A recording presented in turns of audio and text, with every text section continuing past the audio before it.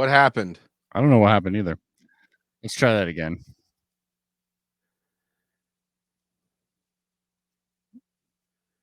We'll edit all this out. That's for sure. Quack. I know. I just hear the quack. All right, let's try it. Maybe I'll try re-adding it. I'll remove it from the studio and then I'll add it again. Yeah. It could seem possible that maybe there's too many screens. Probably. All right, let's just start this over. All right. That's good enough, right? Okay. Yeah, baby. All right. Whenever you want to hit play. Okay, stop talking to me.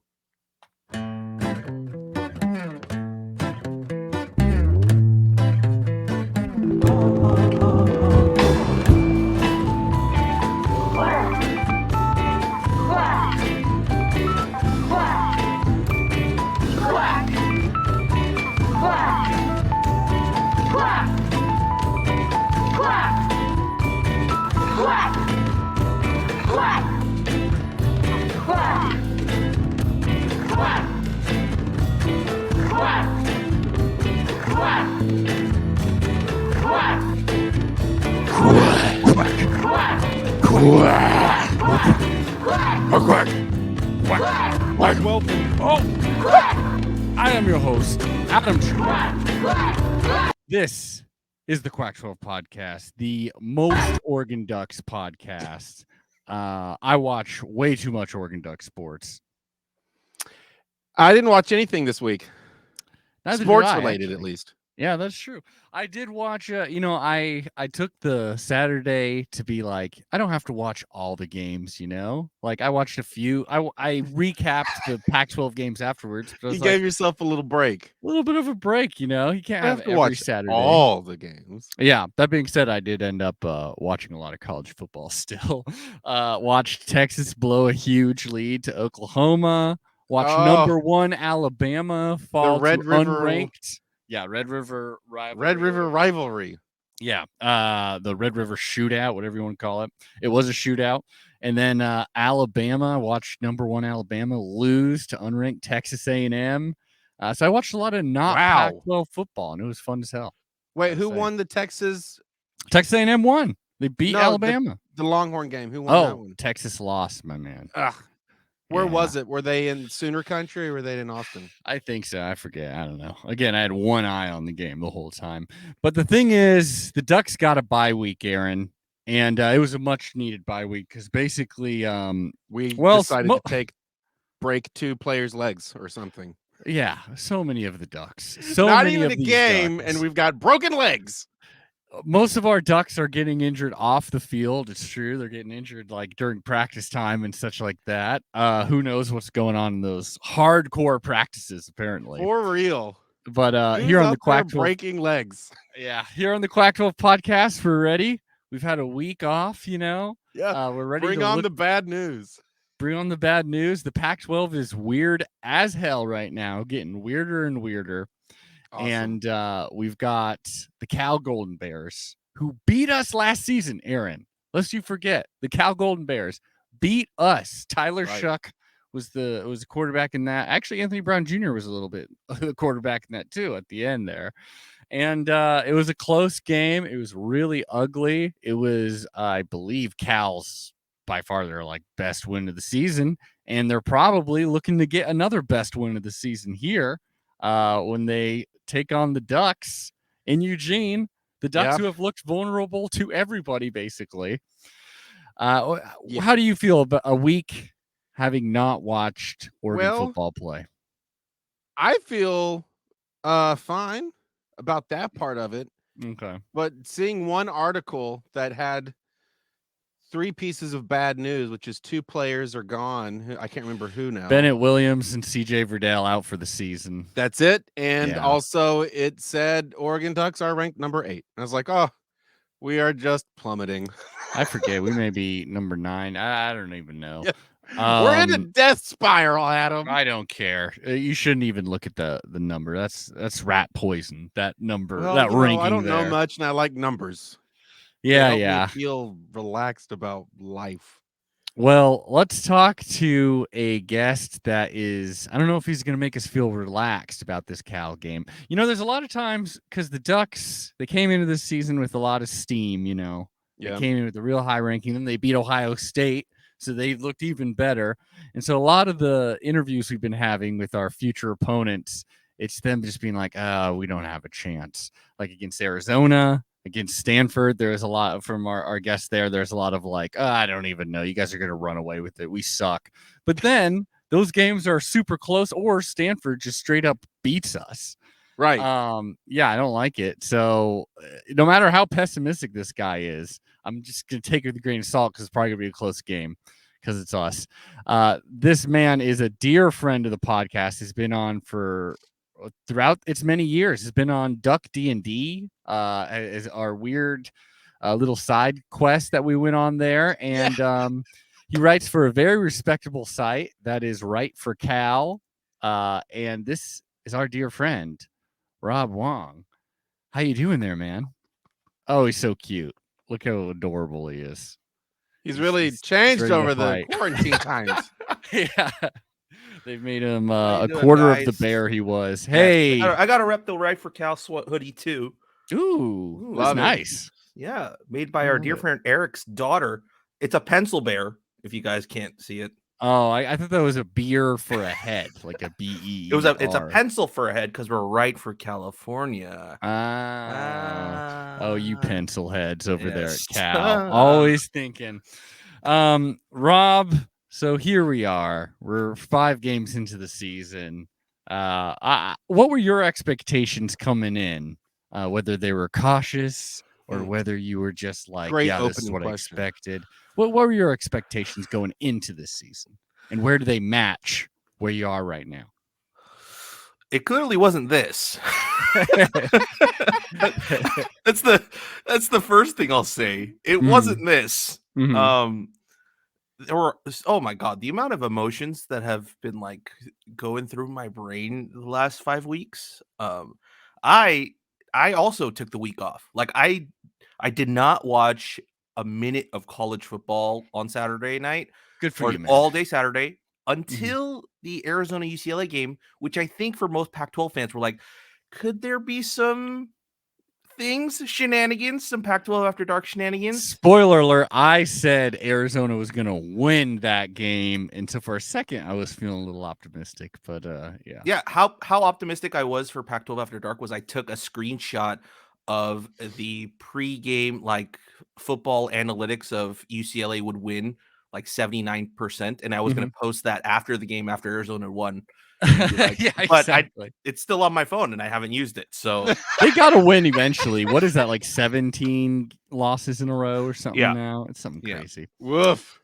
But don't throw the blame over to the Wildcats because we're here to talk about the Golden Bears. I know. And they're 1-4, I do believe. We're 1-4.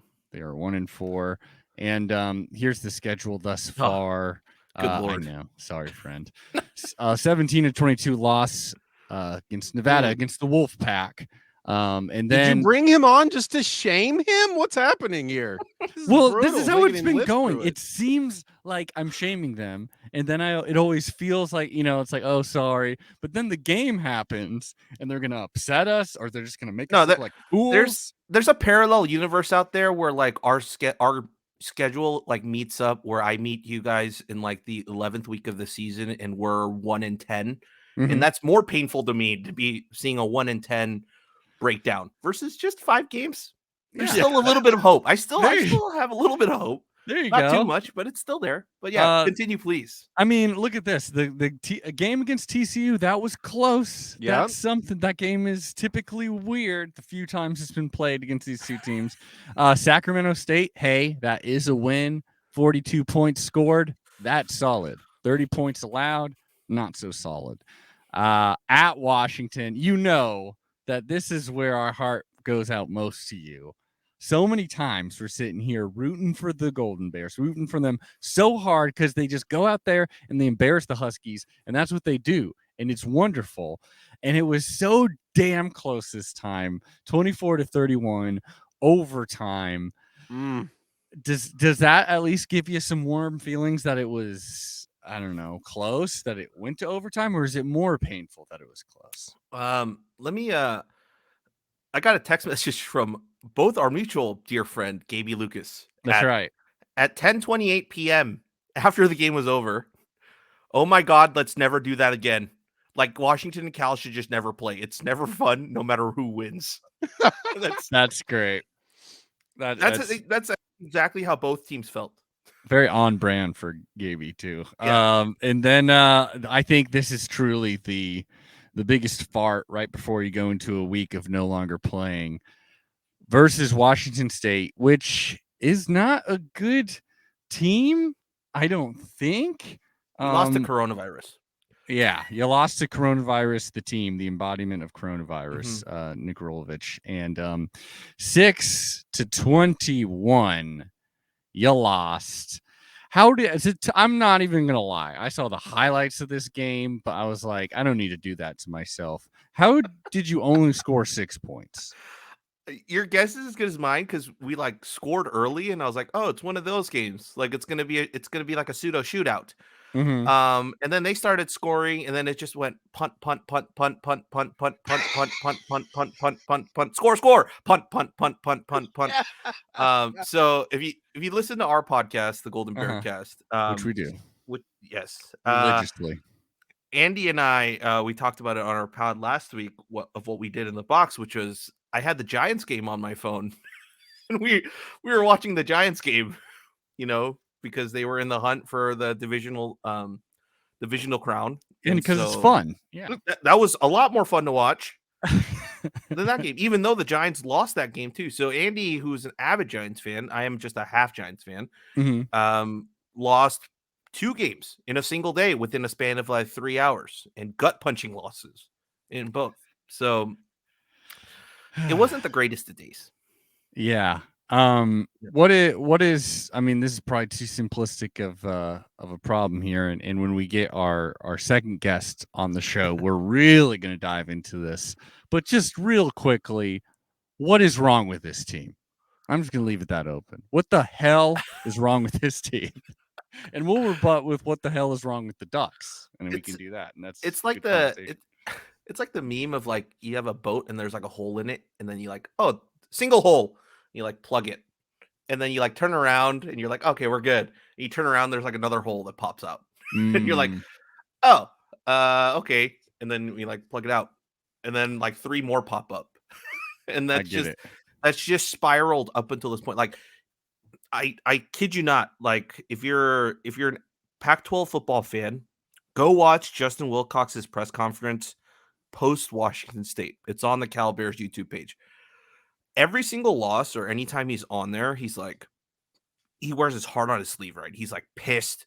He's like, he's a little bit aggressive to the writers that are, asking questions like, oh, we lost the game out there. I don't know what else to tell you. Like he like says it like that. It's very aggressive.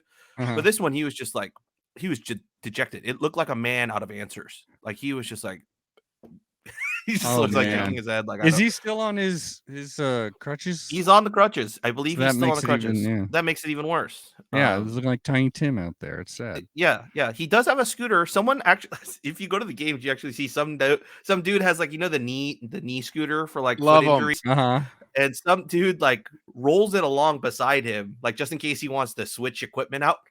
But he never does. He wants to be on the crutches. Those Cal are baller.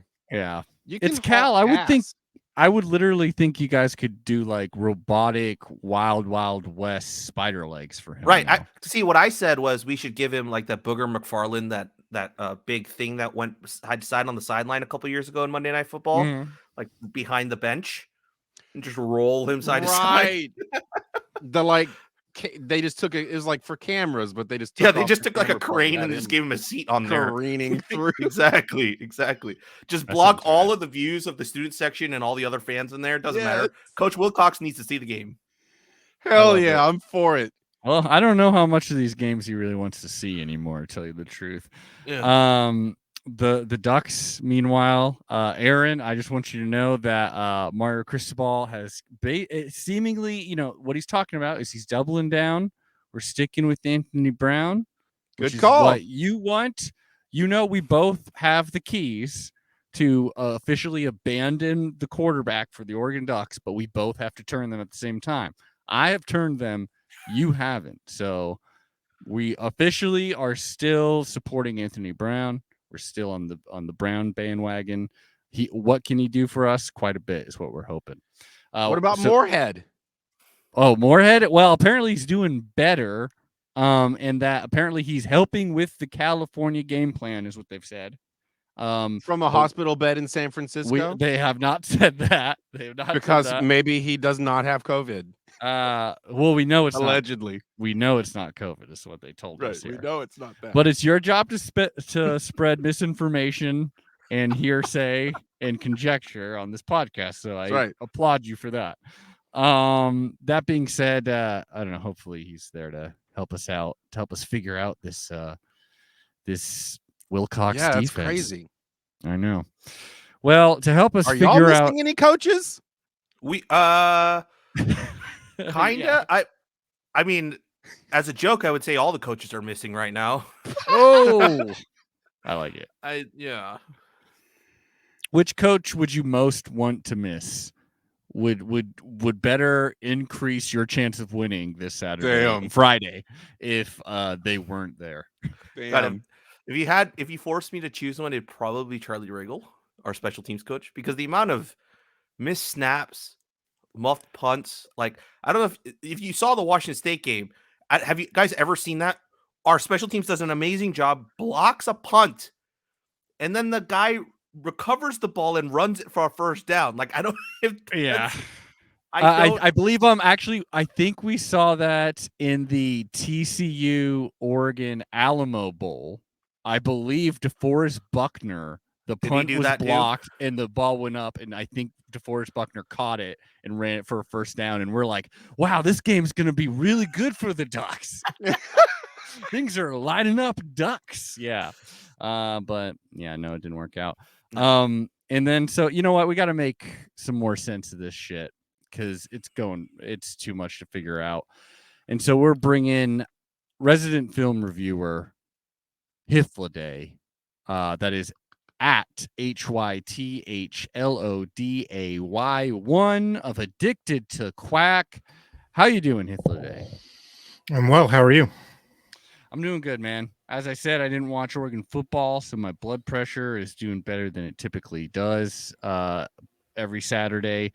I am kind of just riding the Aaron vibe of like, you know what? Anthony Brown is probably going to be our quarterback. And I'm okay with it because whatever, go Ducks. And it's just football. And none of it matters. And it could be the end of the world any minute now. So it's kind of where I'm at right now. How fatalistic. Yeah. But we got Cal coming up. Cal will be playing us on Friday. Speaking of fatalism. Yeah. Hythloday, what are your thoughts watching these Golden Bears so far? Well, they shouldn't be 1-4. Like their per play success numbers are a better team than that. They have it actually reminds me a ton of the team last year. Like they're better in certain positions. For example, the depth of the defensive line is better than it was in 2020. I mean, how could it be worse? Right? Yeah. But like their per play success rate is actually, pretty decent, across the board. They just, I mean, if I had to solve the mystery for why they're not scoring more points, I would probably say it's because they're better at running than they are at passing, but they don't generate explosive rushing plays. They're just efficiency running. It's, it's running for, 5 to 7 yards every play, but never more than that. And that's enough to keep you ahead of the sticks, and it should set up explosive passing, but then they're not very efficient at passing. Like they can hit some explosive plays, but like, I don't know, man, the passing offense is just sort of, the offensive line doesn't pass protect very well. Garbers is not a super quarterback. He scrambles an awful lot, which like he's actually very good at scrambling. Oh, Rob, you may love this stat. I already know I'm not going to like it. Rob's shaking his head. No, he doesn't. So I keep separate the scramble data, right? Like I count them as pass plays because they were called passing plays. But then I separate out the category. And the scramble play call, if scrambling were a play call, it would be Cal's most effective play call. They succeed on 64.8% of all scrambles, because Chase Garbers is a pretty effective scrambler. But it's sort of like Chase Garbers should be getting paid that money, not Bill Musgrave. So you're saying if they adopted the strategy, the next play is there is no play, that things may just work Chase out a little bit Chase better. Garbers just do whatever he wants. Well, the problem though is that's sort of a trap, is that, like, he, just like the run game, he'll get 6, 7, 8, 9, 10 yards, but he's not going to do what this offense really needs him to do, which is throw a 40-yard pass, right? Like he's just not going to do that on the hoof, right? And like that's the thing that's sort of like this offense. It like exists in this trap where they're pretty good at holding on to the ball, and Bill Musgrave definitely wants to hold on to the ball, right? Like he definitely, he's an efficiency, ball control, grind out the drives, kind of dude. But so they'll go on these like 9, 10, 11 play drives that then get no points. And then it's like, if you're holding the ball for 40 minutes a game and getting 6 points out of it, you're like, you've defeated yourself. You know what I mean? Like that's Rob. What do you think about that diagnosis? No, I think you're absolutely right. And I'm honestly, every time I come onto this pod and Hythlodays here, I'm kind of afraid. Uh-oh. Sometimes sometimes I think I didn't watch enough Cal football. Yeah, that's impossible. It's much more likely he watched too much. It could be. It could very, very much be the case. So yeah, I mean, yeah, I don't know how else to describe it. Like, I was at the Nevada game, right? And the first 2 drives, long, as you said, long grinded out drives. We scored touchdowns on that. And everyone's like, oh. And I was like, this is great, but 14 play drives aren't sustainable. You can't have 14 play drives all the time. And but the issue there was we didn't have any explosive plays, nor did we take any deep shots. Following week, go to TCU, and off the bat, Chase Garbers is throwing 40-yard bombs, just like airing it out to everybody. Any deep threat he can possibly find open. And we're like, what is going on here? And then we play Sac State, and we kind of do the same thing. We exploit and we work off of the good pass. Actually, I think TCU, I think Hythloday might agree. I think TCU was our best game in pass protection. The guys played out of their minds.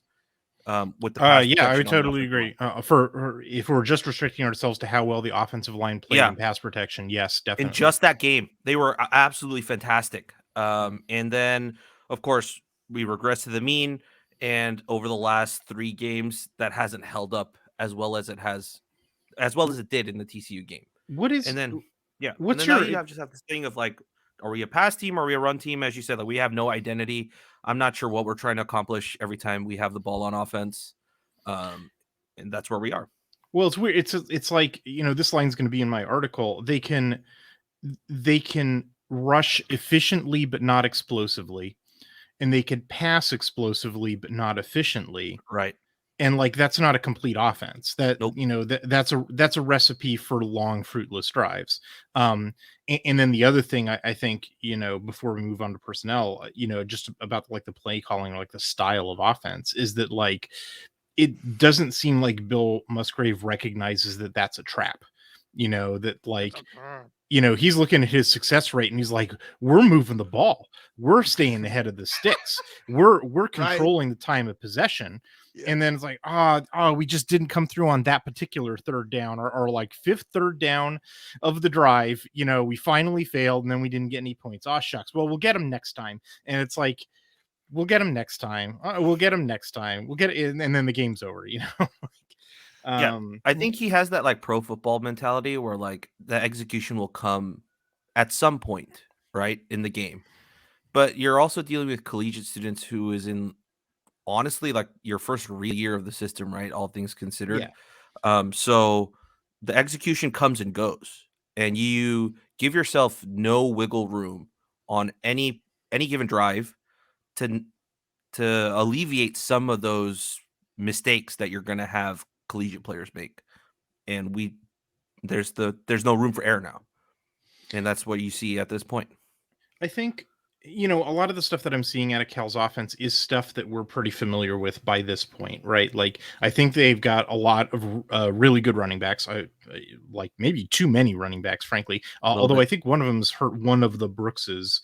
There's two Brooks running backs. It's a little confusing. And one of them, DeCarlos, I think, is a little banged up. Yep, he's week to week. But then Christopher Brooks, who fans may remember him, he used to go by the name Christopher Brown, who I think was his father's name, but he's changed to his mother's name. Yeah, that's right. Always like that dude, regardless of his name.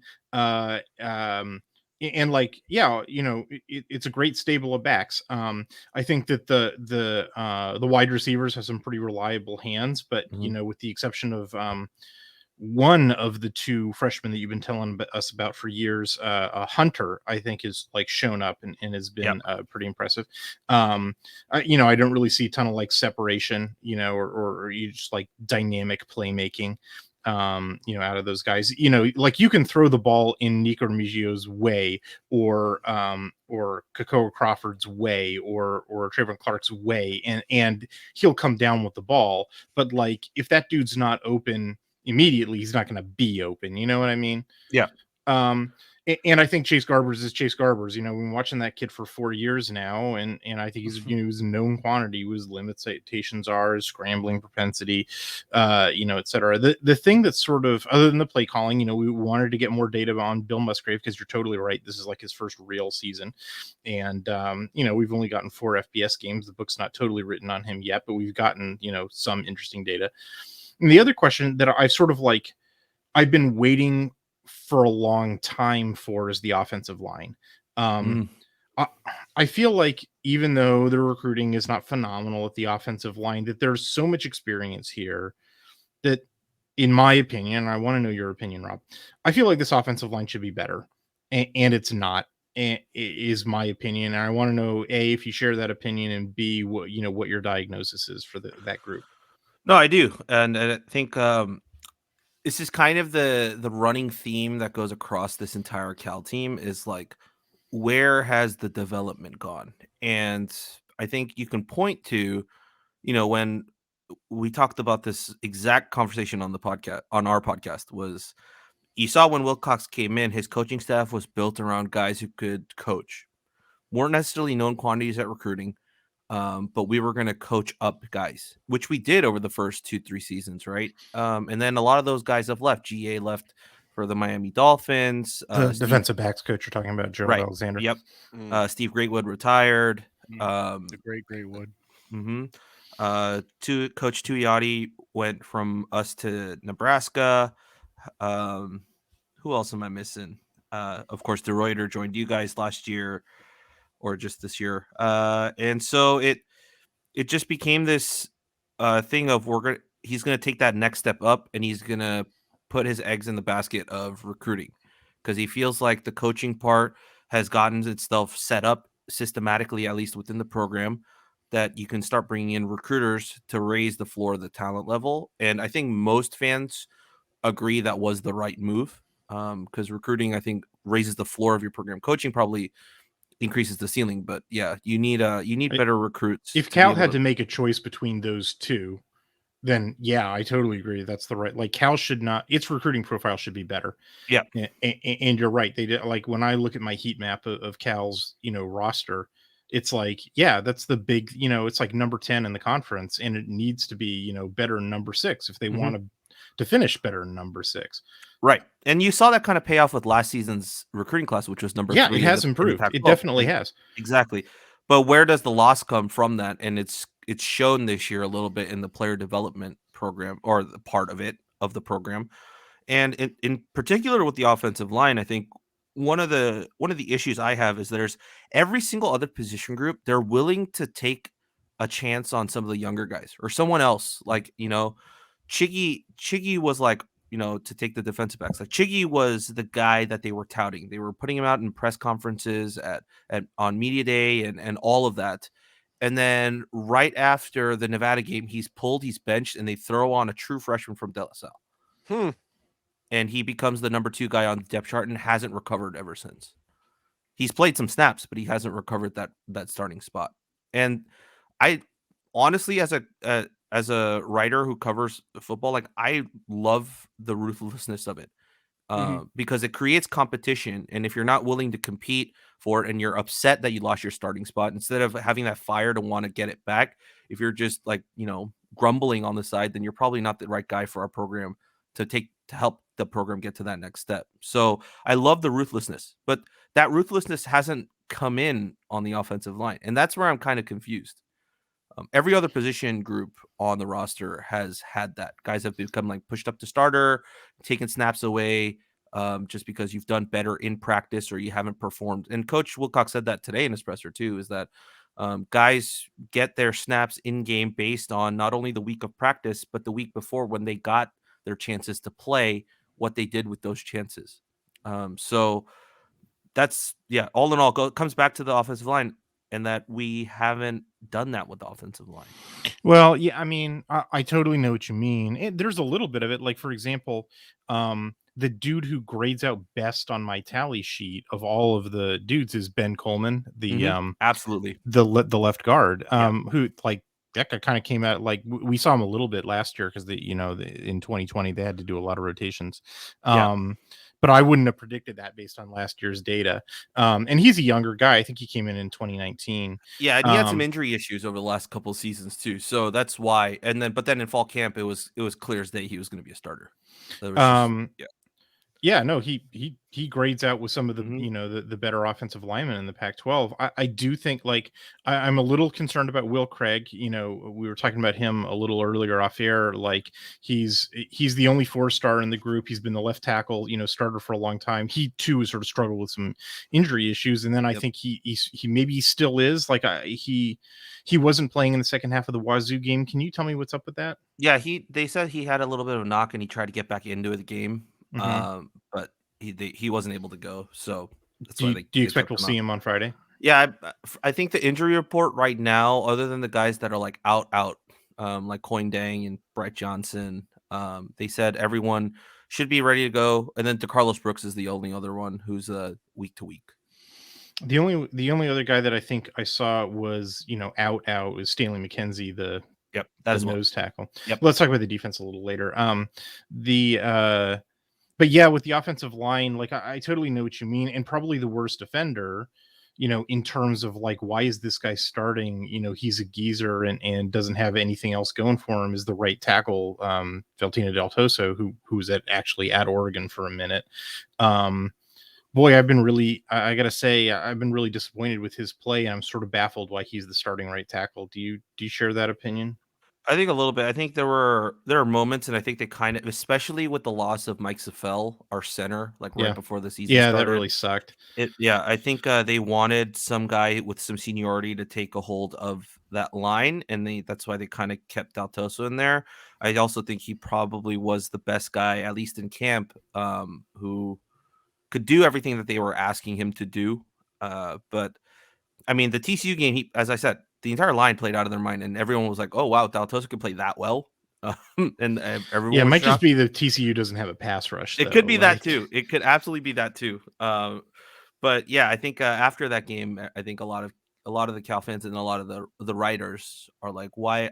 We've seen that's. I mean, it goes back to my point, right? Like, if that's factually true, like as we're seeing from the eyeball test, then why aren't we seeing shuffles happening a bit more than what we see in other position groups where I mean, honestly, I'm not really sure how much better they could do than Cindric and Metzauer at the other, the center and the right guard spot. And you're probably not going to do better than Will Craig at left tackle, even though, like I said, I've been worried about the guy not playing up to his 4-star potential this year.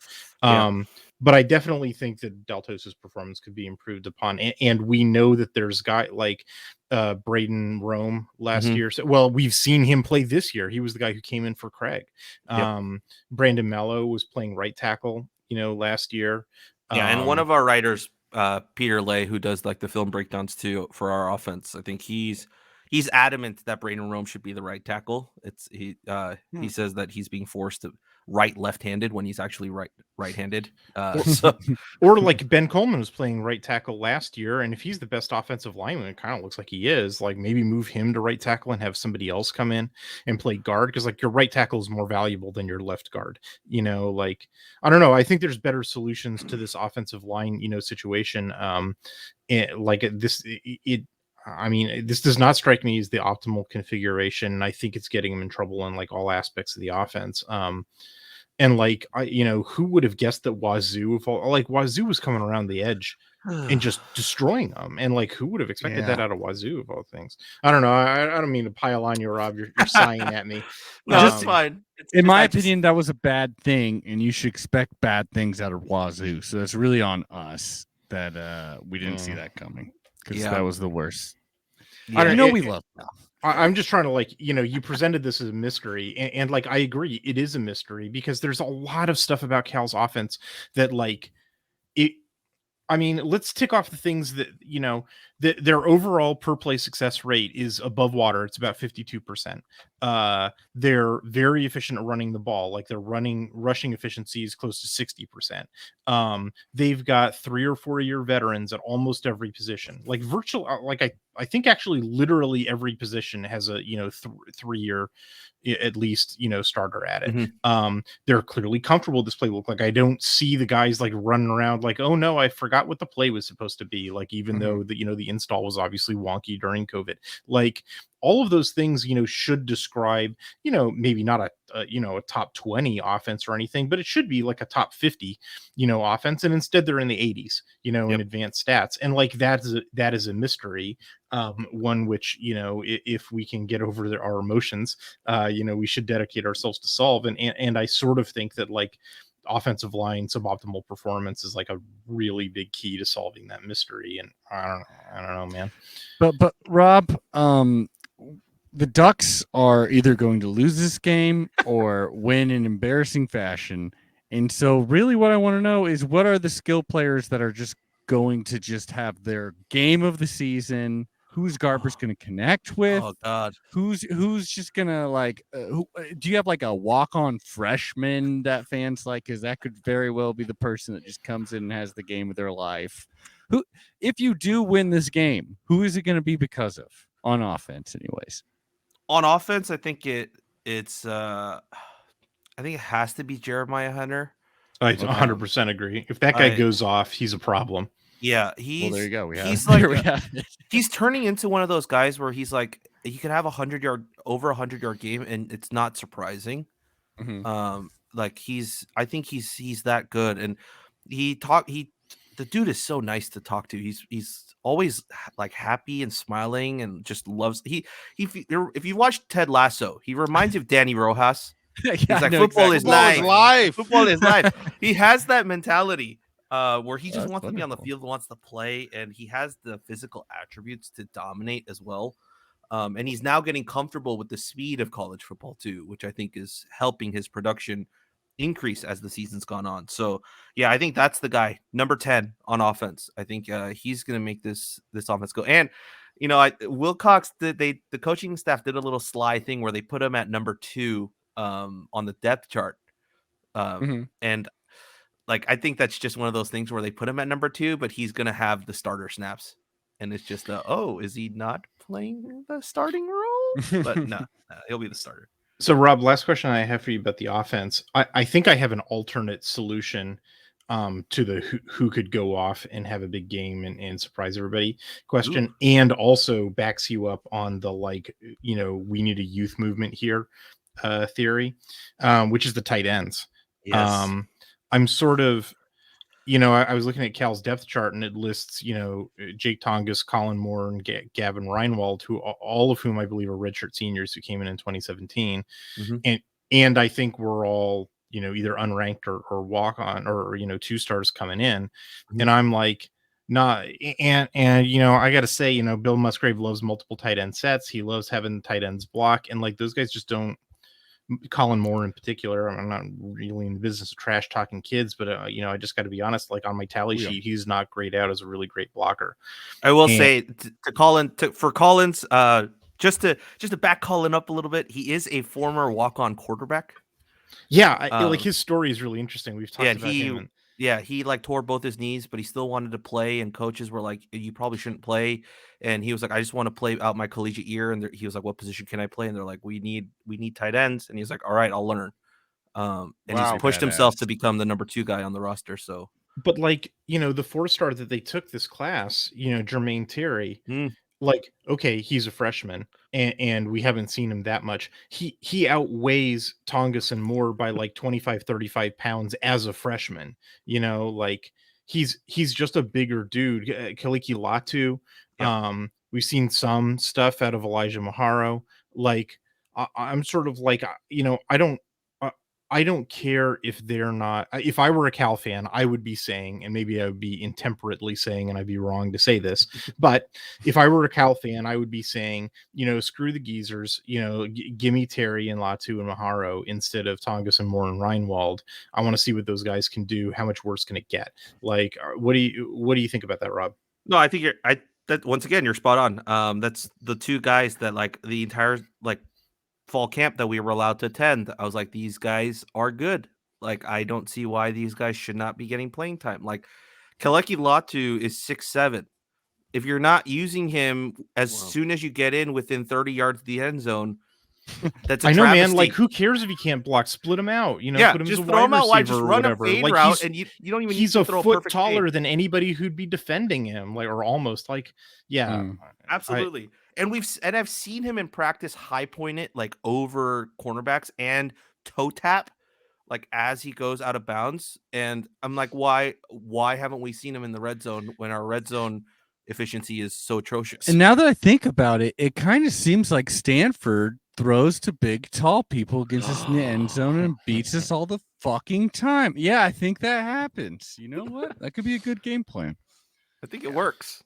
I think it's a working game plan. Let's switch over and talk about the defense. Yeah. Like I said, it would be hard for the defensive depth on the line to be worse than last year when I think they had like 3 guys who were able to play and had to play every single snap.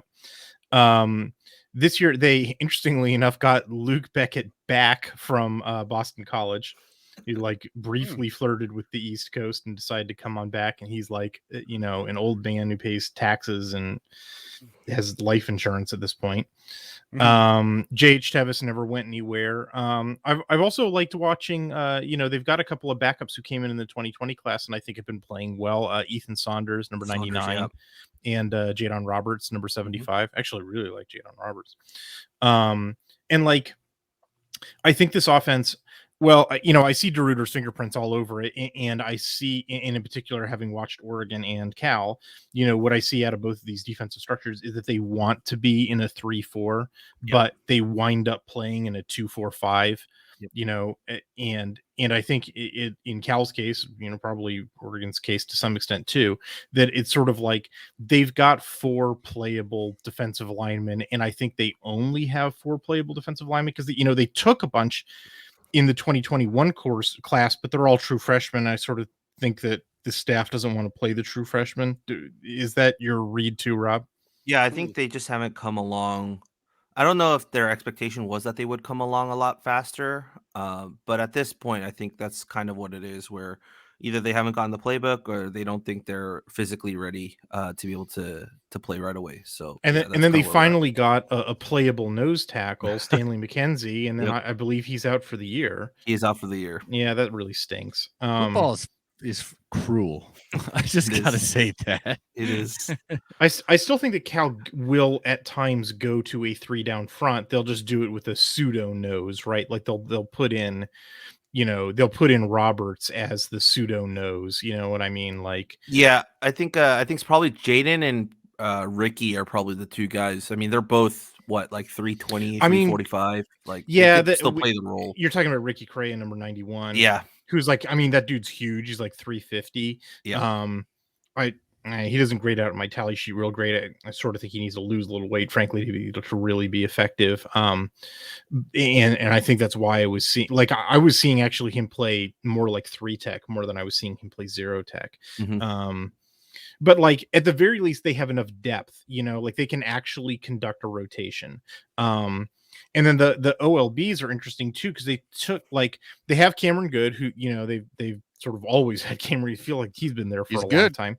But I actually think some of the new guys are better than Cam Good. Like I really like the transfer guy that they got, Marquez Bimage, number 46. I like Braxton Croto. He's been playing pretty well. We saw him a bit last year. They moved Coin Dang over to an outside linebacker at long last. I've been sort of pounding the table for that, but then I think he's hurt. Yep. Actually, do you know what his status is? He's a long-term injury, but they expect him back at some point in the season, but he will not be playing in the Oregon game. He had a big game against us last time. We got to mention that. Yeah. Yep. I think they've got enough to rotate at OLB. I think they've got enough to rotate at defensive line. I see like a full rotation out of those guys over the course of games. For the dudes who are lining up on the line of scrimmage. But here's another fun stat that you may enjoy, Rob. Lovely. Cal is underwater in its rush defense rate. They have 50 successful rush defenses on the year, and they have 60 unsuccessful rush defenses. But in the first half of games, they're pretty well above water. They're close to 54% effectiveness, and then the second half comes and they're down to 40%. Like does that feel right to you? That like the defense just like can't stop the run in the second half. Yeah, at least over the last couple of games, I would agree. What happens between halves that's a thing that happens? Well, you took the words they don't out have of my Michael's mouth, Aaron. secret stuff. They don't get the water bottles. Like the story that I was told, I didn't know this until this year, was that like the Thor Bowl where we had against Washington, that like storm delay for like 3 or 4 hours in 2019. We had peanut butter sandwiches delivered for all the players. I don't think they give them peanut butter sandwiches anymore. That's it. Scientific research. It's the peanut butter and jelly sandwiches. They need that boost. Yeah. That's my like sneaky subterranean prediction for the game, is that Oregon fans are going to be sweating it in the second half, or at like halftime. It'll be like, they'll be holding on to a 3-point lead or something like that. Sure. But then Oregon will just run the ball all through the second half. And Cal won't be able to. That's actually my like little sneaky prediction for how it'll go, because it's really crazy. Like, I guess like you don't really have a theory, and that's fine. But like it's really like there's such a stark fall off in the rush defense effectiveness, and you would sort of think it's about fatigue, but then I can't really solve that problem, because it's like there's been a lot of they can rotate the way that we observed that last year in 2020, right? Like where it was clear in the fourth quarter of games that those three, those poor kids, like they just it was the Johnsons and Tevis, right? And they've lost both of the Johnsons now. Where it's just like they couldn't stand up. They were in on for every flip and snap, and like it's not that dire now, but I'm still seeing the same sort of fatigue issues, and it's like that's no good. Yep. Hythloday. Yes, Aaron. Do you know how many games they start the second half with the defense on the field?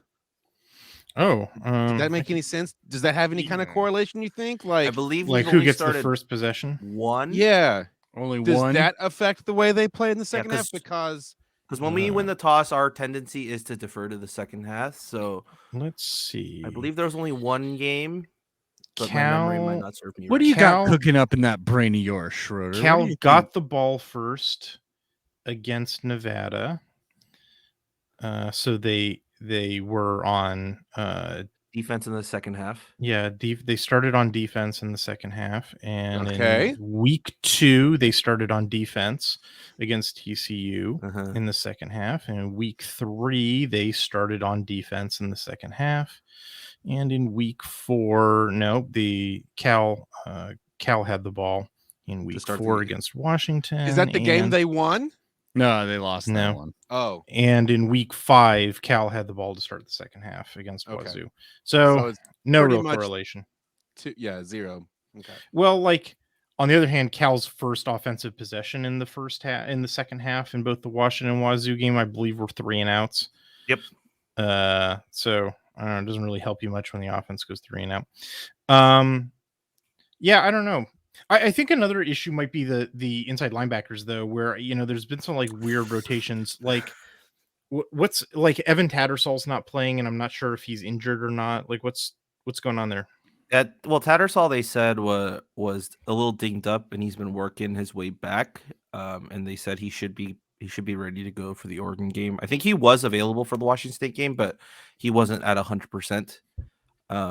And so with him not being there, I think a lot of the other guys got snaps during the week, and they earned the opportunity. Or the words by coach, I say this, I'm repeating his words. Mm-hmm. They earned the opportunity. Retweets are not endorsement. Yeah.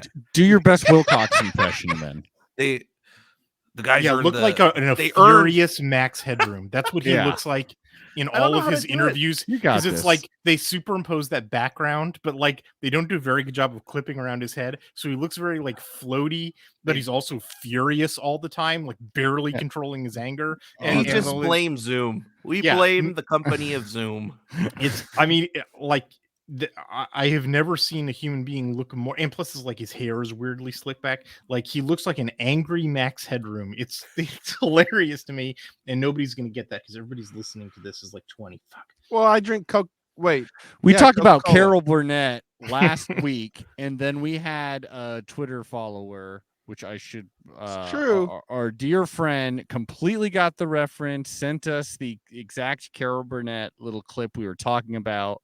So, man, our listeners, I think, are old as hell. Is what I'm trying to say. I don't know, man. Like I like that's another question where I'm with the youth movement folks. Like put in Femi Oladejo, like Oladejo over Tattersall as a starter. I would want to say Oladejo and Iosefa way more than I would want to see Tattersall and Trey Pastor. If I were a Cal fan, what do you think about that, Rob? Yeah, I think any of those guys are fine with me. I think the starters on the depth chart, if I have it pulled up here correctly for this week, it has Pastner and Iosefa listed as the starters.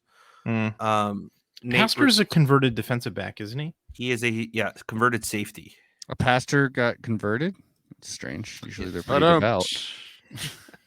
That's a knee slapper. Yeah. So I'm here. But I think behind Pastor, it's like Richena and Tattersall. That's the or. Richena is the one that had the interception against Washington State. And that one was actually pretty well played. Like he's got no stats except for that interception, but it was like really he baited them into an RPO throw that was like it was really good. It was a nice little move. It wasn't one of these interceptions where like the guy's just standing there and the idiot quarterback throws it right to him. Yeah, no, he actually has to because he's the red guy on that RPO, and like he starts to go inside and causes Delore to pull the ball. And then he jumps out and picks it off. It's like, well, that's a savvy move for a true freshman. Yeah, and I mean, he's not even technically a true freshman either. He's one of those guys that we kind of gray shirted, and he came in because a little late, but he's a local kid, and he graded out, I believe, at Rivals camps in Northern California. He graded out in like the top 3 in terms of his athleticism, which I think you definitely saw in full on that play alone. So I mean, we've got like no data on the guy. I mean, he's got like as many interceptions as he has tackles, Yeah. Hey, if he can keep that up and then start tackling more, that's perfect. Keep on pace. Yeah, keep on pace. Yeah. I love it. But like, I don't know. I think this sort of like, I think this is a hangover from the, Cal went like 4 years where they only played the same inside linebackers on every snap. Yeah. And like Tattersall, who's been there since 2018 and should have had a ton of reps by now, like basically hasn't, and like, even though like, according to Father Time, he's a more experienced person, he's had more rotations around the sun. Like none of these guys have really played much football at all. And so I'd be totally with you if your youth movement advocacy that we were talking about on the offense extended to the defense, and you were like, would just play the best dudes. I don't care how old they are. Like, I don't know, man. Like I think there's some better dudes who are buried on the depth chart, or at least higher ceiling dudes. And what do you got to lose? You know, I don't know, as an Oregon fan who has to write this article, you know, what I always dread is when I see situations like that, and then coaches having the light bulb go off the day before the game, and like all of my predictions about what's like going to happen. Yes. You know, yeah, exactly. You know, they always do that. It's absolutely going to happen. Yeah. It's one of those things where I'm like, just give yourself an excuse to the season by playing the young guys and saying that we're playing a lot of young guys, like we're in like a turnover season. Like you don't have to say that outright, but you can kind of package it in that way. But at the same time, like you're searching for wins, and it's a results based industry, so you have to play the best guys that are available. And if those guys aren't showcasing that they're going to be the guys to put you in the best position to win during practice, I don't know if that validates you being able to put them out like on a game just on a whim. So that's the hardest part I have for this. Like as a fan, I'm like, throw on the young kids. Yeah. Like just do it. Like what more do you have to lose? You're already 1-4. Like you have nothing else to lose. But at the same time, I'm like, all right, you are 1-4, and if you're trying to save your job, you want to search for the wins. And if you're going to search for the wins, you got to play the guys that you think will do the best. And if you think it's the older guys because they look better in practice, then yeah, it's going to be the older guys. So how much do you think he is thinking about saving a job this season? Like what would it have to be for Cal to actually pull the trigger? So that was our entire podcast last week, was just like a state of the program episode. Nice. And myself and Andy, we're still firm believers that there's nothing that Wilcox can do this year that will get him fired. I think if he went 1-11, there might be some questions, but ultimately, I don't think they're going to get him fired. And this is Oregon fans might not know this, so you know our basketball program is at the gutter of the conference. Like they're at the bottom. We have become. No, come on. You share a conference with Washington. This is true. This is true. But our AD has said that he usually gives his coaches 3 years to see like where they are and who they are. So if he goes another losing season and stays in the bottom 3 of the Pac-12, I would be hard pressed to say that if you had to make a choice out of the two, you're probably firing the men's basketball coach and not as worried about a football coach that had one off year. And so the second thing is I don't think we have the money to be able to do both. That's what I mean. So you have to. I also really wouldn't want to go up against USC in a coaching search. Nope. No, absolutely not. Absolutely not. Yeah.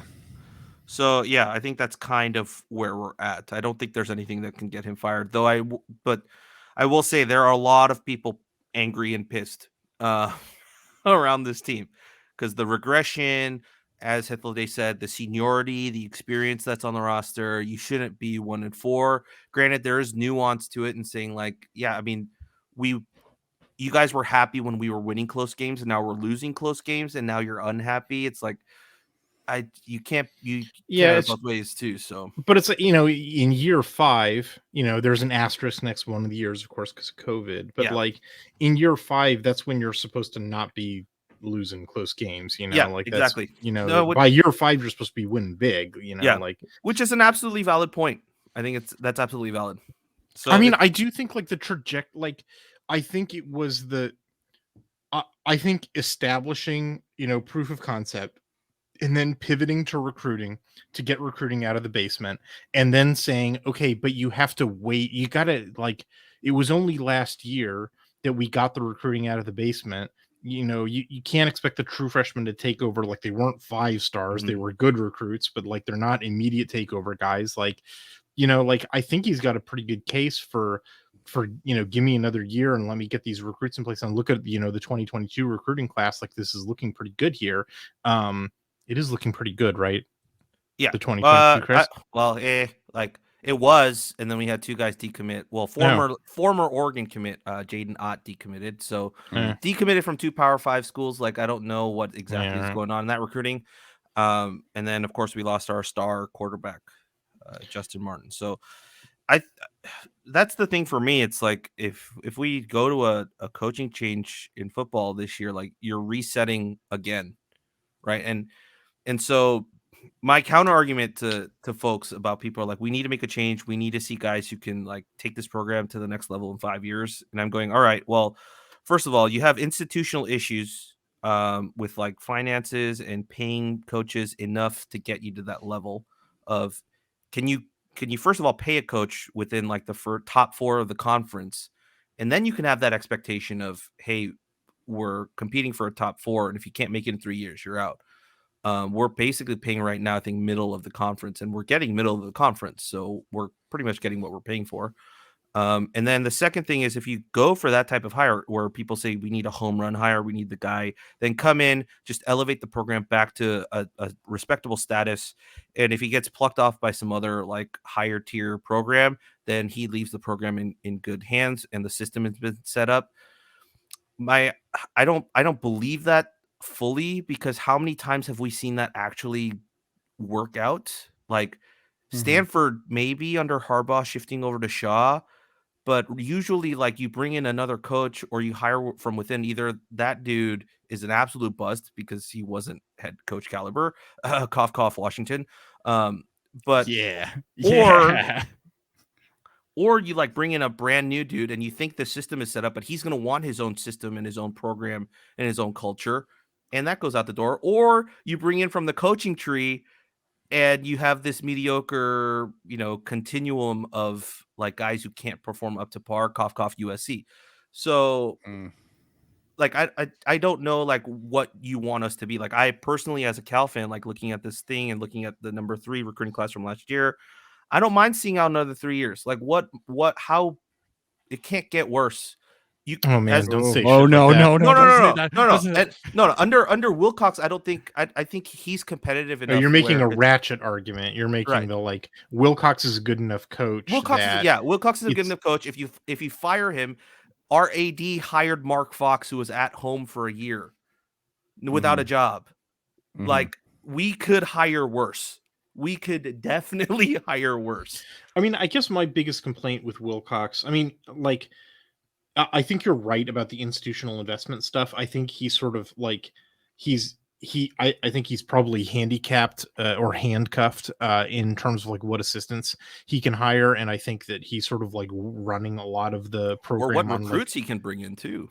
Well, I think the recruiting's sort of been getting better, and there's an argument for patience. My beef with him, the factor that's under his control, that's like I said, I don't think you can really control the availability, the assistant coaching pool, because I think he's handicapped in that way, because he just doesn't have the literally all of Cal's money went into a hole in the ground in Strawberry Canyon. Like there's only so many different coaches he can hire, and he had some like really good ones like Gerald Alexander, and then of course he wasn't able to retain them, and it's like what are you going to do about that? What he could do stuff about is better roster management, like in more like aggressive roster management. Like that's sort of my big criticism of the guy is like, I'll take this youth movement argument that you've been making, and like I'll take it the next step. Like there's a bunch of dudes who ought to be pushed out the door, and open up space to like play the new kids now, like play the true freshmen in the 2020s and so forth. And like, they're already 1-4. Who cares? Like, like, and especially with this, like this new, the extra 7 you get, the NCAA rule that I'm referring to, like, I really feel like he could rebuild this roster with some win now transfer portal talent if he were a more aggressive roster manager. But I'm sort of seeing the like, boy, this is going to sound like I'm trying to insult Justin Wilcox, and I'm not. But it's just the pattern is too obvious to not mention. I see the same problem that Clay Helton had at USC, where he was a nice guy who didn't want to get rid of underperformers on his roster. And it was handicapping himself in terms of his roster management tools. And like, I kind of see this, like, Rob, do you think it is unfair or a mischaracterization to say that I don't think it's in Justin Wilcox's character to process dudes out? I think you're right. I think his whole thing is like trying to build a family atmosphere, and it's like I'm going to help you as much as I can possibly help you. And I think the case in point to your argument there is you have, and Nam made this point actually, Nam Lay of Ryford, California. You can read his novel every Sunday after the game. But yeah, I do actually. He writes a great article. He does. Nam is probably one of the best ones out of the Cal blogosphere. But he made a great point because he was like, we don't know what conversations went out in that locker room, but you can't say that he doesn't have sway in that locker room if he convinces fifth year and sixth year seniors to come back to play for this program, because you're probably having that conversation with those guys and saying, you know what, I think we can break through this year. Like, we have the roster to do it. We have the guys to do it. You know, you can do it. Like, come back, play one more year, and let's try and win something. And like, I don't think if he didn't have that sway, I don't think guys like Luke Beckett come back. I don't think guys like Elijah Hicks come back. Totally.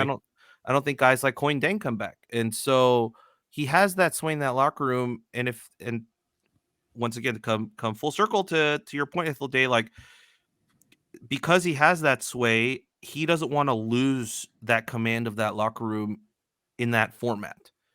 And I mean, that's the sucky part about coaching, right? Is sometimes you're going to have to let guys go, but like, this also isn't professional football where you like cut a guy if he's not good and you replace him with the next guy. Like, these are guys with, like, you know, this is like their last like level of playing collegiate football, or, you know, like they're here to get the degree. And, you know, if they stick around even after being pushed out of the football program to get their degree, I salute them 100%.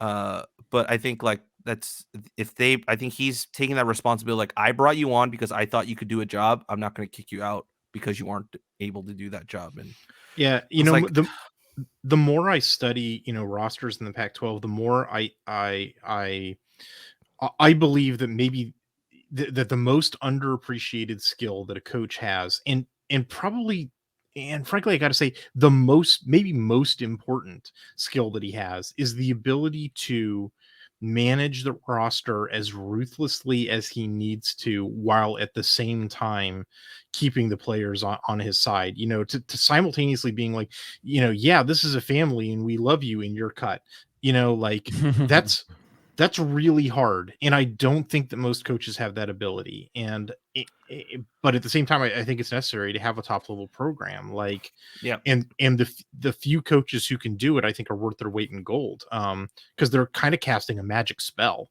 You know? Yeah, I think it also has to do with like the players that you bring in, right? Like, if you, because Wilcox and this staff, one of the things that they've tried to preach is like, we're going to keep it real with you as much as possible. Like, it's just hey, like, we need you to perform better, like, and we're going to move you down the roster, and we're going to jump guys up. And I think that the conversation that I think he's probably had with some of these guys is, as we've seen guys transfer out too, it's like, hey, we're not going to have enough playing time for you. Like, as much as I want you to stay, like, it's not going to happen. And those guys do transfer out. But to your point, like, it's just how many of those conversations can you have in a season before it becomes like the gossip talk in the locker room, right? Of like, everyone just kind of on edge. It's like, I might be pushed out this year. Yeah, like, I don't, you know, how you maintain that culture, and I don't and the respect of the, like, yeah, I don't know how you do it either. And I think if you can find a coach who can pull that off, it's just like pay him whatever he wants. Like, it's such a rare and valuable skill, but, you know, and necessary. Listen, we've had a great conversation of sort of the bigger picture stuff, but there's, you know, there's one more unit group that I want to talk about before we wrap up, which is the cornerbacks. Like, I think the defensive backs, I like Drayden, I like Hicks, I like Scott. You know, the sort of safeties in the middle of the defensive backs, I think, are pretty good. I have not been wild about the cornerback play. You know, they lost Cam Bynum. As you mentioned, Anusium got pulled in the middle of the FCS game. They've been playing some Colin Gamble. They've been playing some Lumagia Hearns. I don't know that either of those guys are a great solution. So, you know, you tell me, first of all, what do you think about the cornerback play? And second of all, do you think we're going to see any surprises on Friday coming out of the corners? I don't. I think the guys you see on the depth chart are probably the guys you're going to see. Drayden, Gamble, Lou, Chicky, to a certain degree. And yeah, and then of course the two safeties, I think they're cemented, right? It's Hicks and, yeah, of course, Hicks and Scott, and then get rid of Hicks, yeah, right, and backed up by Williams and Woody. I think that 4-man rotation at safety, I think that's solid as it can be. So yeah, the cornerback is one of the issues, and a lot of people have pointed to coaching development of the players. A lot of people have been calling out for GA to come back, which he's not. He's in the NFL. Yeah, right. He's not coming back to Cal. Not unless you probably give him the head coaching position. So, and even then, it's a question mark. So, yeah, I think, development's been a weird thing with the defensive backs. A lot of people. Okay, so I've ranted about this so much on my podcast, but I haven't done it on yours. So I'm going to give myself the ability to do it because I haven't done it on your guys's. A lot of people have been clamoring for GA to come back, right? And they think GA would be the savior of everything. And then I think was it George Reister put it up on Twitter like under what's it, like a dark horse candidate for the SC job. They should like look at Gerald Alexander, and he put out that tweet. And one of the things I was like, so overall it's not a bad tweet, but like one of the things he put, he's like, he's a standout recruiter on the West Coast. And I was like GA is an outstanding coach, absolutely outstanding. But the reason I think he works better in the NFL than in college is because he doesn't have to recruit. We whiffed on a lot of defensive back targets, a lot.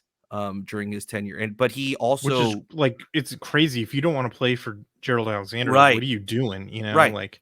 Right.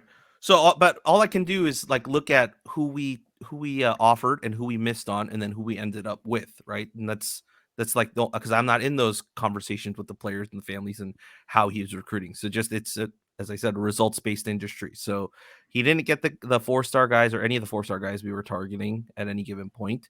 And we ended up with a lot of backups. Most of those backups that he recruited and he coached for at least a year or two are now being passed up on. Right. So, and they're being passed up for freshman guys and junior guys that have moved up the depth chart. Yeah, right. Hearns is a true freshman. Mm-hmm. Gamble was a 2020 recruit. Mm-hmm.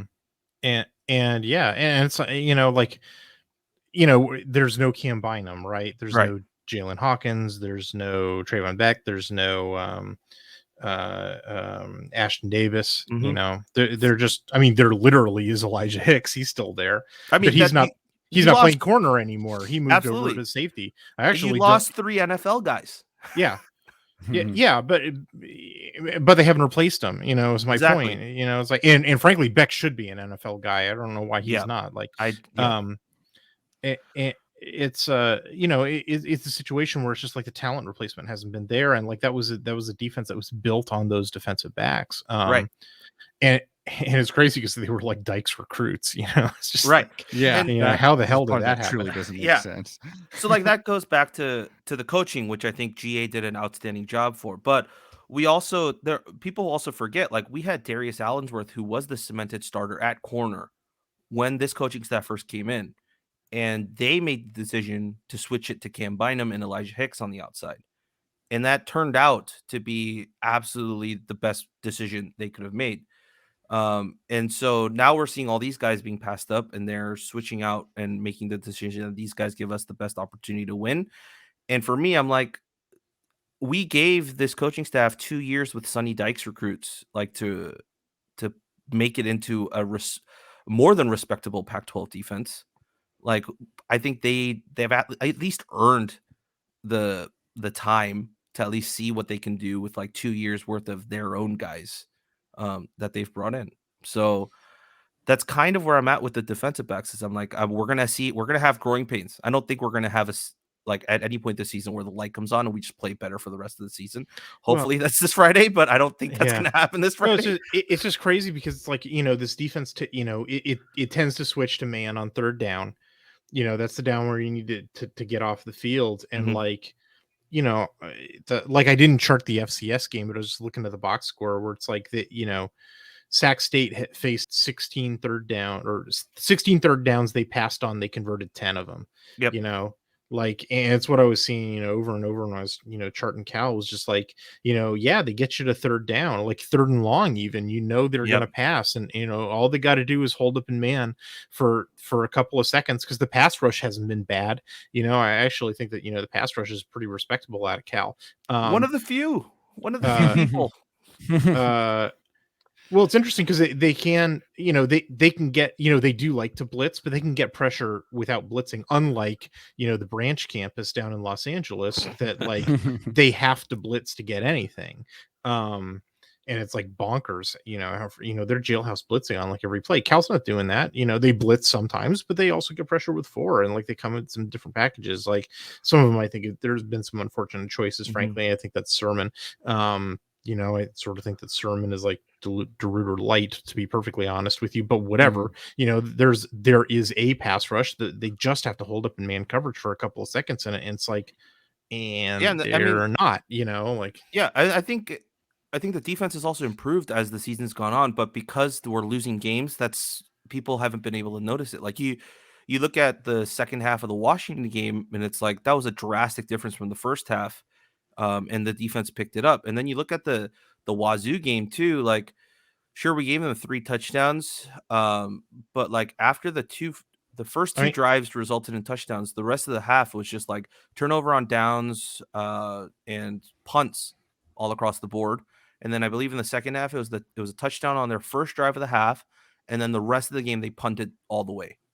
And I was like, that's what you kind of want from this defense. And 21 points, like holding the offense to the opposing offense to 21 points should be enough to win the game. Like I totally agree with you that the Wazoo game was more about the offense not being able to score points than anything else. But like, but all of Wazoo's drives were long drives in which they converted third downs. Like they weren't like, it wasn't it wasn't like somebody fell down and they got an 80-yard touchdown, and it's sort of like, that sucks, but like you understand why. Like their second scoring drive, their second possession of the game is a 16-play drive in which they convert. Well, let me back up on that one. That's the one that has the crazy punt. So let's not count that one. But then it's still an 11-play drive in which they convert, a 3rd and 4. They convert a 3rd and 5 for the touchdown. The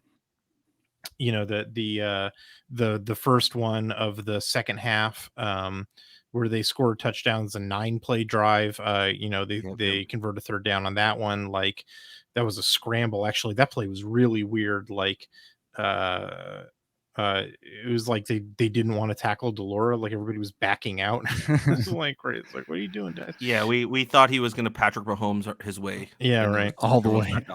Yeah. All right, y'all. It is time now. It's been a wonderful discussion of Oregon versus Cal, but we've got to look at the other teams, which actually includes Cal. No offense to our guest here, but I'm talking about bottom 11. That's right, the bottom 11, which is the other teams that aren't Oregon.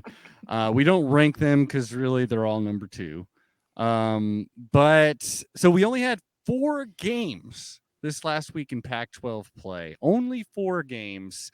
And some of them, all of them were disappointing in their own way, I would say. Oh, sure. So, Aaron, we made our picks. First of all, I got them here. This is from last week's. We've been talking about these for a while. Right. Aaron, you went with Stanford in the game, Stanford versus ASU.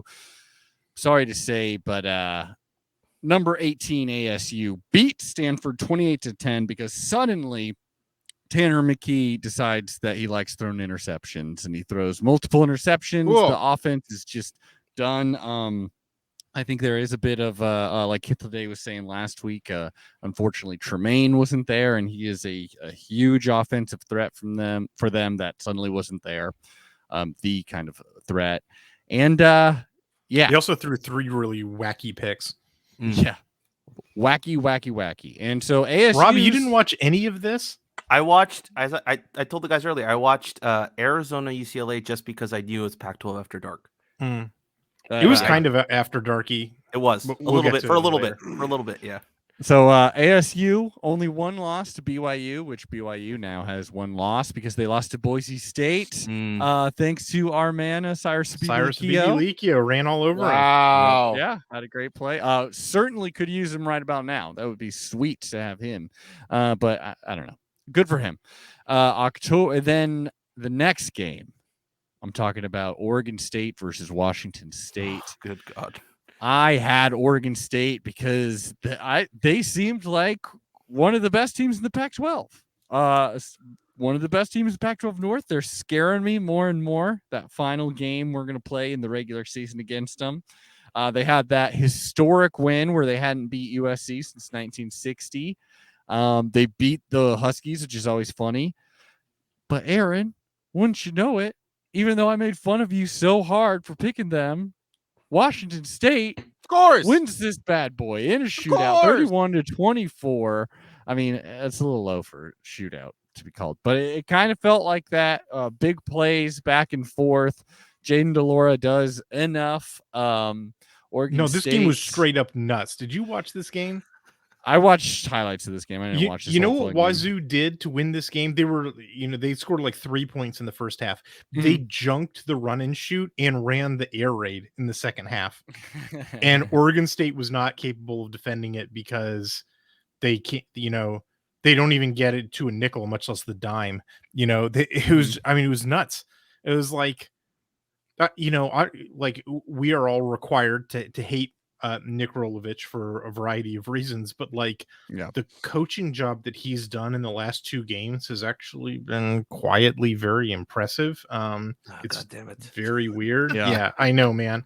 Aaron, Washington State head coach Nick Rolovich is officially filed or whatever, is trying to get a religious exemption for his lack of COVID vaccination. Retweets are not endorsements. I am retweeting Nick Rolovich. I am not endorsing him. Which I believe he says he's Catholic, and then I believe the Pope has said to get the vaccine. So who knows? Maybe he's talking about like the religion of, I don't know. Maybe he just started a new religion. You can probably do that pretty easy. But you got that one right, Aaron. So I applaud you for that one. Then we both went with USC. Why did you go with USC over Utah, Aaron? Because I'm not down with the Utes anymore. I'm all about the Texas Trojans. You're all about the Texas Trojans. Me, on the other hand, I just thought even though it's the Walking Dead version of a Helton team, I thought Drakeland's there. Like, they got some talent there. And Utah has straight up looked bad. Aaron, wouldn't you know it? Aaron, Utah wins this bad boy 42-26. 42-26. First time they've won in LA since 1916. First time ever they won in the Coliseum. Wow. And this is the season. If you've got a record that needs broken against USC, this is the year to play them. They've played 3 games at home and gotten blown out in all 3 of them. Honestly, I still kind of think Utah looks like not a great team, but but USC just looks, they've quit. They just straight up quit. They might, Bummer. Rob, you were worried about Cal going 1-11. USC might go 1-11. Well, we all know that they're going to get it together by the time we play them later. Yeah, right. It's fine. It's perfectly fine. It's in the ethos. I'm already getting ready for it. It's fine. It's nuts over there. Shit is going down. Colorado really should have beat them. Come on, Colorado. Then the final game, Arizona versus UCLA. I just felt so corky, just like my friend Rob here. So cocky. About. I really think Arizona's got to, because eventually, the coins just got to land on Arizona's side. It's not exactly 50-50 odds. Man. They're losing because they're a bad team. But I will die on this hill. If McLeod didn't get injured, I think Arizona could have pulled it off. I will die on that hill. Agree with you, Rob. UCLA did not look like a good team. Arizona looked much better. They looked like a much better coach team, and they finally have their offense figured out. And then, of course, their quarterback gets injured, and they just announced today that he's out for the season. And it's just those poor bastards. No, don't ever feel bad for anybody from Arizona. Yeah, that's Aaron. Well, but how are they going to upset Washington in a couple of weeks? They were Sorry, they were man. so my pick to just. I mean, I don't know how much more demoralized Washington could get. Gaby has written 2 different articles in which she just writes bad poetry about Washington, and then she decided that was too depressing and just wrote a piece about, like, should I even be a football fan? Like, when you think about it, football's real dumb. Like, that was the article she wrote for Dog Pound this last week. For sure. I love it. And I was just like, yeah, but Arizona could finally just finish them off, like, for good. Like, they might fold the program. But now it's probably not going to happen. Now I'm upset about that. Yeah. Oh, also a kid was hurt. That's bad too. Yeah, that too. They bad, but let's look at what it did for our picks. So Adam, he got 3 wrong. That's right. Aaron only got 2 wrong. Aaron builds the lead. Aaron builds the lead once again. So now he's at 27 points. I'm at 24 points. A reminder to our friends just tuning in for the first time. Aaron doesn't watch all that much sports yet. And I watch way too much. And yet, look at this. Yet again. Did you hear our intro? Did you hear the intro? Yeah, just circling back to the intro. But so now we have the final segment of the whole damn show. The picks. Aaron and I are going to make the picks for next week, which includes the Oregon Cal game. So we'd love to get your final prediction over there, Rob. So we're starting off first game of the day for the West Coast, or the best coast, Pac-12 football. Cal versus Oregon, because it's Friday. That's right. Friday at 7:30 p.m. on ESPN. Cal versus Oregon, the Golden Bears versus the Ducks. Last season, the Golden Bears beat us in just ugly fashion.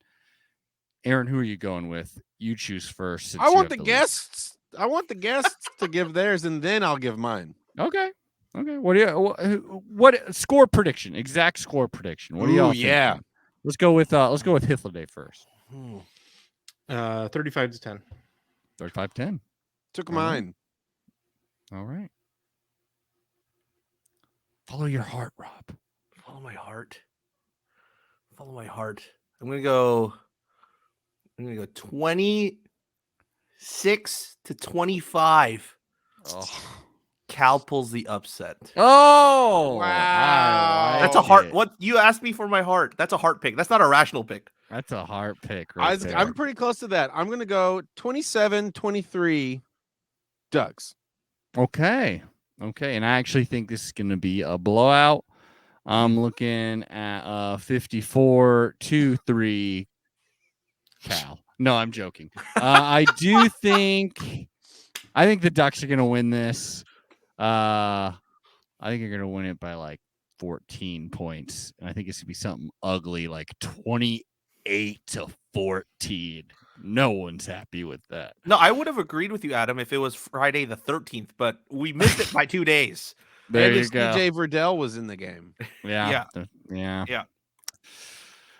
Put in big boy, son. Come on. Now here we go. The next day, Arizona versus Colorado. This is a true battle of champions here. This is as ugly as it gets. No one's feeling good about this one. We know how I've always decided to stand, and so I'm going to stick with it. I'm going with those Buffmen, Colorado. You hate the Wildcats. This is a damn good game. I honestly can't figure out which is a worse team. Like, Arizona with McLeod would clearly be a better team, but like, man. I mean, the line's at Colorado at 7.5. I would dare say Arizona covers. Like, yeah, I think it could be that type of game. I just don't know where they get any points. Like, their quarterbacks. But I guess I'll put it this way. You know what unit I think is going to score the most points is Colorado's defense. I think Colorado gets like a pick 6 and the final score is 7-0. Wow. I mean, Colorado they lost close to a team that beat number 1 Alabama. And for that reason, I'm going with Colorado because we all know transitive wins mean so much in college football. And so I'm definitely going with the Buffmen as well. I think You got to catch up with me. Yeah, no, I'm going with the Buff, man. I'm still doing safe. I shouldn't have, but Stanford versus Washington State. Suddenly, Wazoo is really coming off some good shit here. 4:30 p.m. on ESPNU. This is, I mean, Wazoo's showing signs of life, even though, yeah, they're going through some weird stuff. Yeah, I don't get the line on this game. They're a road dog by 2.5, or a home dog by 2.5 points. I just think Washington State is straight up better. Like, Yeah, I think they're better.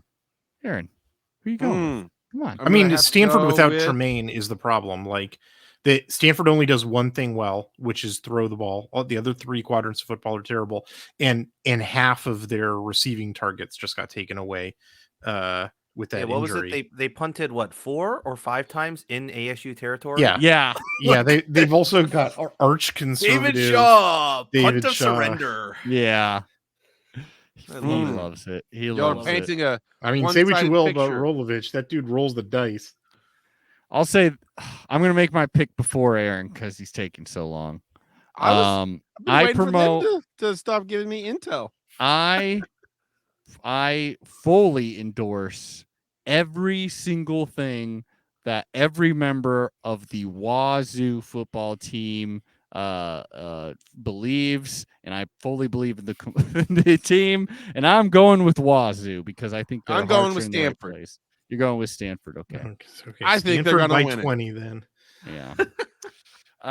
UCLA versus Washington. Now, this is actually a game I'll be watching. This is certainly, I think, out of all these games, because, I mean, you got 4:30 for the Stanford Wazoo, 5:30 for UCLA Washington, 7 for ASU Utah. I'll probably try to watch all the UCLA Washington game because that sounds like a pretty interesting one. I'm going to go with the Huskies because I want Gaby to not give up on football. There you go. That's nice. Shout out to doing you. it for our friend. Yeah. We gotta get our friend out of the gutter, at least for a week. I'm sure this would make her sadder than everything is to see a Cal Golden Bear fan, our dumbasses being like, hey, come on, we're rooting for you. Don't give up. You can do it. So much I want to worse. see Chip Kelly put in the multiple Washington transfer quarterbacks in this game somehow, and that those folks score points. I think that'd be hilarious. Brutality. Yeah, so you're going with Washington, you said. Yes, sir. For Gaby. I think if Washington wins this, it's just going to get to the point where it's like, oh, shit, are they getting better? Are they getting to a point where they had a real bad dip, but they're at least mediocre now? And that is really what I don't want to see. Honestly, I want to see Gaby just be a Ducks fan. I want her to switch sides. And so, green, don't you? Yeah, sure. UCLA Bruins is who I'm going for this one. Why? I don't know. I think Chip Kelly loves running the ball. I think it's the only thing Chip Kelly does well. And I think that Washington can't stop the run. I think UCLA is going to run all over him. Huh. There you go. Last but not least, number 18 ASU, who suddenly looking like truly, the contender in the South. I mean, who knows? You could even say they're a playoff contender. Who knows? Probably not. But if Arizona State could be a not great team at all, but who's gonna stop them in the South? If anybody can stop them, they've already beaten UCLA. USC is just dead in the water. Colorado is dead in the water. Arizona is dead in the water. They are Arizona State. There's one team left, right? Utah. That's it. If they beat Utah, it's basically mathematically impossible for Arizona State to not win the South. I could totally see has ASU Colorado already happened? That hasn't happened yet. I could see that. That could be something. Colorado's one freaking win. I could see it. Basically, very Pac-12. I know that's the thing. It doesn't sound likely like what I've seen on the field, but that sounds right. You just gotta keep your fingers crossed and just wait for the kickoff time to be announced for that game. And you're like, what time does the sun set for that game? What time does it set? Yeah. And then once you check that, you're like, all right, it's game on. It's game on for Colorado. Who are you going with? The Devil or the Utes of Salt Lake City? Well, because I'm anti-Arizona, Adam, I have to go with the Utes. But you said you also didn't believe in the Utes anymore. I'm anti-Arizona, Adam. Okay. The whole state can burn in hell. Well, you fool. That's exactly what they want. I'm going with the Sun Devils. Hell yeah, I am. Because they're weird. They're the most Pac-12 team right now, I think. Like kind of bad. Okay. Yeah. I guess that's the only qualification I had. I'm going with the Sun Devils. I feel confident about it. There's going to be some weird football going on here. There's our picks. Lock it in. Lock it in. Now, once again, we have at Rob 11 HWANG. That is right for California, you fool. That is where you need to go to read up, to maybe join his staff if you're a halfway decent writer. Actually, if you're halfway decent, you're not going to make the cut. But if you're good and you're into the Golden Bears, go over there, send them your resume. Maybe you'll make the cut. Probably not. But it'd be an honor if you did. You got to read it. It's wonderful stuff over there. I'm always checking it out. Not only that, but you also got to check out the Golden Bear Cast at Golden Bear Cast. I love listening to it. I fall asleep to it, and it's not because it's boring. It's because it's comforting to me. And then we've got our other dear friend here at Hythloday1, HYTHLODAY1, the number 1, that is. You can find his work on the website Addicted to Quack. Duct Tape are some of the finest articles you will read, breaking down Pac-12 foes the week before Oregon plays them, or breaking down the game we just played the week before. Hythloday, thanks for joining the pod. My pleasure. Always fun. And Rob, once again, you've been through some weird shit for us, and we just couldn't thank you more for being willing to hop on this so regularly. No, I'm always happy to be on the show. It's probably the only Pac-12 show that I'm happy to be on. Oh, shots fired. Love it. I mean, you go on a Stanford podcast and just blow them up and drop bombs, but like, what Stanford podcast? Exactly. Exactly. Burn. That's how you, Jack Blanchett. Okay. We'll see you all next week when we lament losing to this god awful Cal Golden Bears team. Oh, yep. What a sign off. See y'all next week.